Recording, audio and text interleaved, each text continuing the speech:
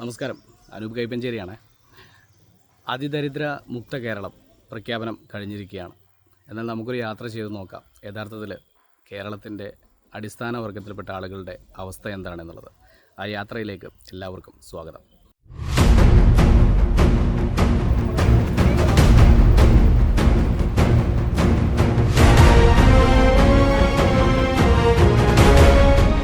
ഇതൊരു സാധാരണ യാത്രയല്ല. പ്രകൃതിയുടെ മടിത്തട്ടിനെ വിളിച്ചുണർത്താൻ പോരുന്ന ഒരു വാക്കുകളും ലഭ്യമല്ല.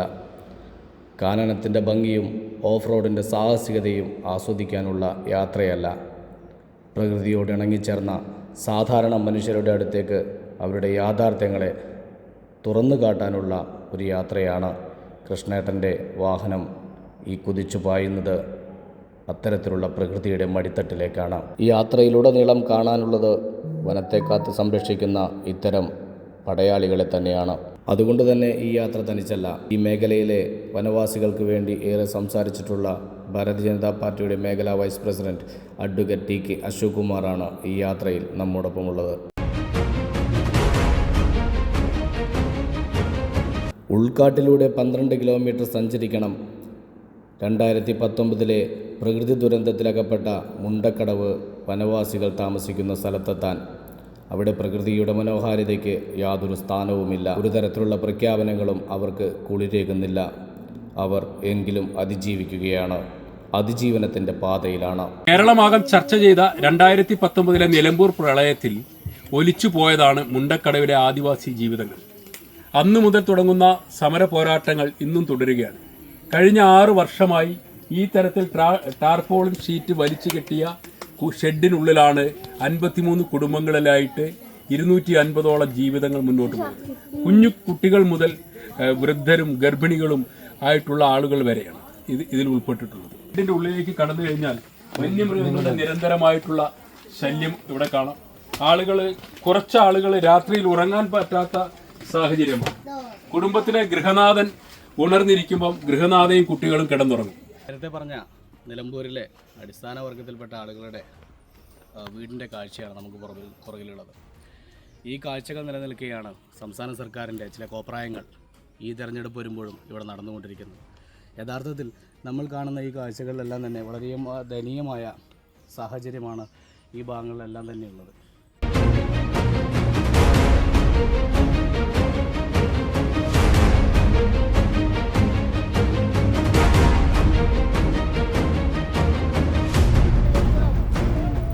എൻ്റെ പേര് സുധാകരൻ. ഞാൻ പുലിമണ്ട ഊരിലെ മാതമംകുന്ന് വില്ലേജിലെ വനാവാസ കമ്മിറ്റി പ്രസിഡൻ്റാണ്. അപ്പോൾ എൻ്റെ കോളനിയിലെ അവസ്ഥ 53 കുടുംബമുണ്ട് ഇവിടെ.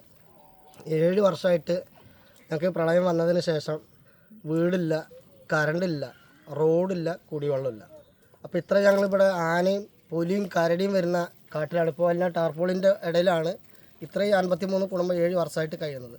കോടതി അനുവദിച്ച് തന്നെങ്കിലും DFO സാർ അത് ഒപ്പിട്ട് ഓരോരുത്തരെയും പേരിൽ അളന്ന് തരാൻ അവർക്ക് കഴിയില്ലെന്ന് പറയുന്നത് തന്നിട്ടില്ല. ഇപ്പോൾ ഒരു 19 കുടുംബത്തിന് മാത്രം ഒരു പേപ്പറിൽ ഒപ്പിട്ട് തന്നിട്ടുണ്ട്. പക്ഷേ ഞങ്ങളെ കയ്യിലൊന്നും കിട്ടിയില്ല, DFOൻ്റെ കയ്യിലാണ്. അപ്പം പിന്നെ എൻ്റെ വീട്ടിലെ പ്രശ്നങ്ങൾ മെയിനും പറഞ്ഞാൽ ഇപ്പോൾ റോഡ് നെടുങ്ങായിത്തിരുന്ന് ഇവിടെ ചേമ്പുകൊല്ലി വരെ 12 കിലോമീറ്റർ ഉണ്ട്. 12 കിലോമീറ്റർ ഫുൾ ഗട്ടറുമാണ്. നല്ല ഡേഞ്ചർ പിടിച്ച റോഡാണ്. അപ്പോൾ അതിലൊരു ഗർഭിണീനെ കൊണ്ടുപോകാനും പിന്നെ രാത്രി ഒരു ഹോസ്പിറ്റലിലാണെങ്കിലും കൊണ്ടുപോകാൻ പറ്റില്ല. കാരണം റോഡിൻ്റെ അവസ്ഥ ആനശല്യം കൂടുതലാണ്. റോഡ് സൈഡ് ഫുള്ള് ഏത് ഉദ്യോഗസ്ഥന്മാർ വന്നാലും റോഡിൽ നിന്ന് കാണാൻ പറ്റും. അതിൻ്റെ അവസ്ഥ ഇങ്ങനെയൊക്കെയാണ്. ഫുള്ള് ആന പ്രശ്നമുള്ള ഏരിയയാണ്.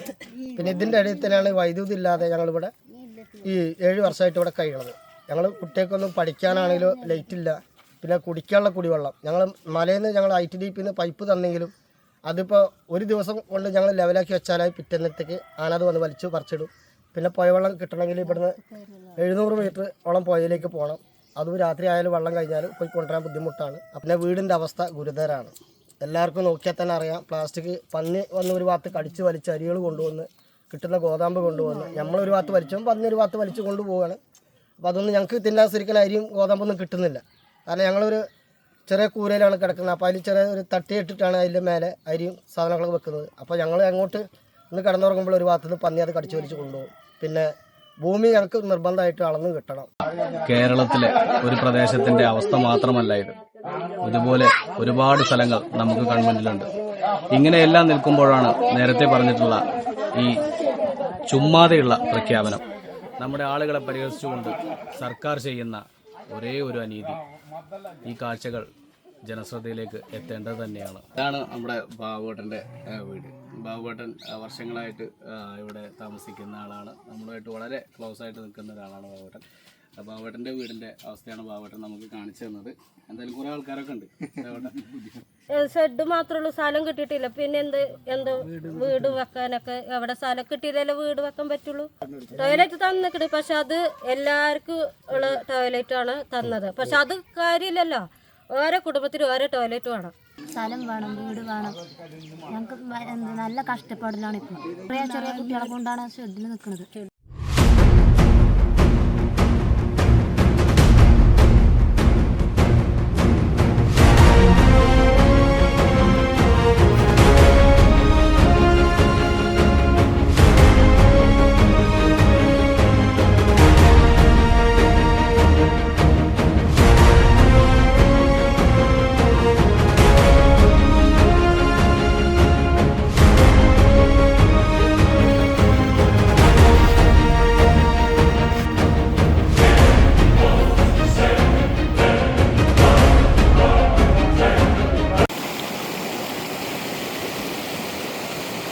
ഈ പുഴയിലെ തെളിനീര് പോലെ മനസ്സുള്ളവരാണ് ഈ പ്രദേശവാസികൾ.